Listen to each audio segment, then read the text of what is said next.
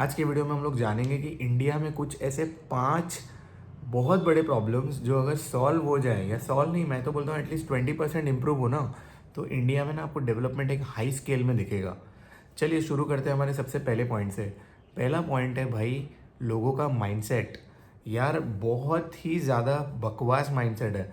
अगर आपका बॉस आपसे ज़्यादा काम करा रहा है, अगर आपकी कंपनी आपके ठीक से काम नहीं कर रही है, आप इतने सारे क्राउड में जा रहे हो, किसी को भी ना इंसानियत ज़्यादा नहीं है, समझे।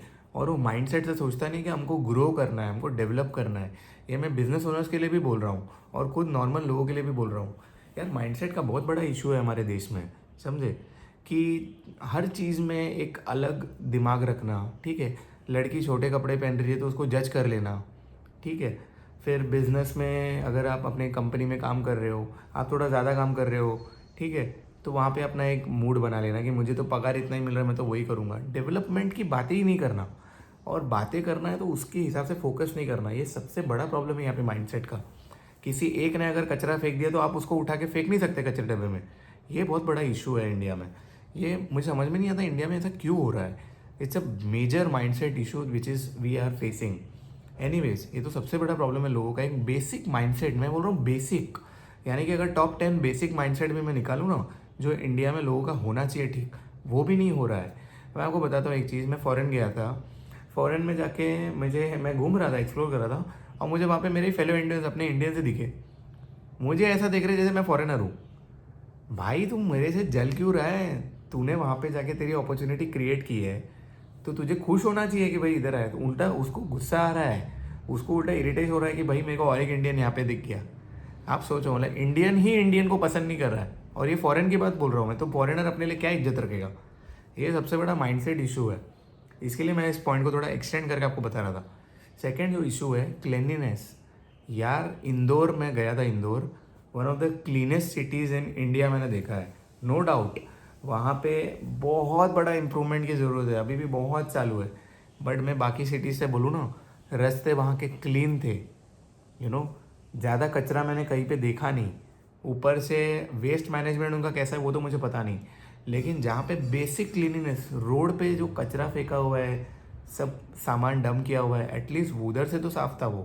प्लास्टिक फेंका हुआ है उधर से तो थोड़ा तो साफ़ था वो, compare to any other city में जाऊँ तो इंडिया में एक बेसिक क्लीनिनेस का एक हैबिट होना चाहिए, जो लोगों के पास है ही नहीं। इसको आप कर लोगे तो यार बहुत ज़्यादा इंप्रूवमेंट होगी। मैं तो बोलता हूँ, आप जैसे अपना घर साफ़ रखते हो, बहुत लोग तो घर भी साफ़ नहीं करते। आप स्टार्ट करो अपने घर को साफ़ करने से, वहाँ से ना आपको बहुत चीज़ें समझेगी। जैसे अगर आपका फ्लोर ख़राब है, मेरा फ्लोर ख़राब था, मैंने क्या किया, विनाइल फ्लोरिंग लगा दिया इसके ऊपर। अब मेरा घर एकदम ब्रांड न्यू वुडन भी दिखता है, और प्लस इतना ही नहीं, मेरा जो फ्लोर से जो कचरा उड़ता था, जो इतना धूल मिट्टी आ रहा था, वो भी आना बंद हो गया, क्योंकि मैं इसको एक जस्ट स्वाइप कर देता हूँ तो धूल भी मेरा काफ़ी कम होता है। तो मैंने अपना घर में जो है कचरे को मैंने मिनिमाइज़ कर दिया, समझे। तो ये चीज़ है ना, ये हमारे देश में ना बहुत लोगों को समझता नहीं है। अपने घर को आप अगर साफ़ रखोगे ना, तो आप सराउंडिंग साफ़ करने लग जाओगे। कितनी बार मैं जहाँ पे मेरी गाड़ी पार्क करता हूँ, वहाँ पे नीचे बहुत कचरा हो जाता है। कचरे वाली अगर नहीं उठा रही है, मेरा ड्यूटी है वो, मैं उधर झाड़ू मार के साफ़ कर देता हूँ जगह को। कितना टाइम लगा मुझे? 2 मिनट 3 मिनट लगता है। तो ये माइंडसेट अगर लोग थोड़ा थोड़ा क्रिएट करने लगे, 5% 6%, आपको दिखेगा रोड पे धूल कम से कम, मैं बोलूँ ना 10% कम हो जाएगा। अगर लोग सिर्फ कचरे डब्बे में अपना कचरा डालने लग जाए ना, तो ऑलमोस्ट 20% आपको जगह साफ दिखेगा।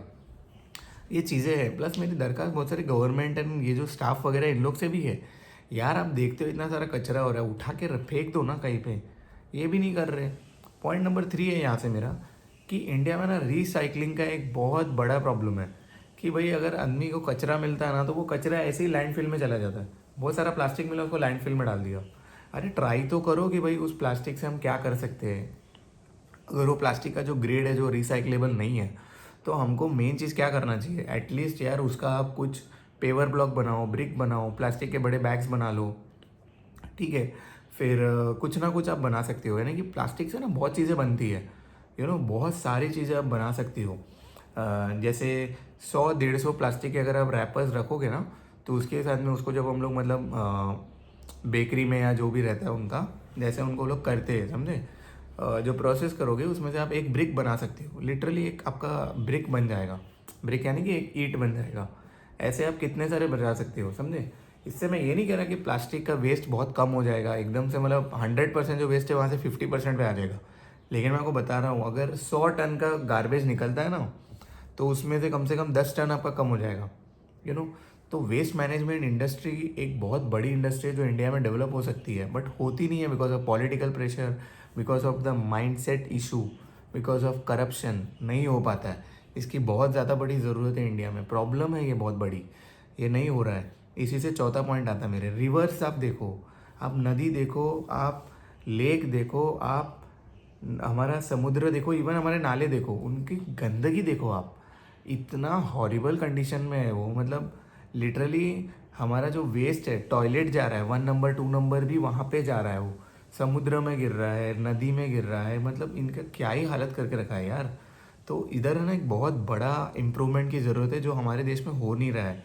तो ये इम्प्रूवमेंट होना चाहिए and it has to be at a major pace, you know. तो which I feel it's very bad because बहुत ही गंदा, मतलब जो है हमारे यहाँ पे हो रहा है।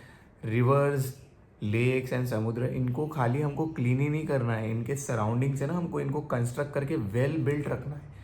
बहुत चीज़ें हम लोग जो है फॉरेन से सीख सकते हैं, ये हम लोग करते ही नहीं है।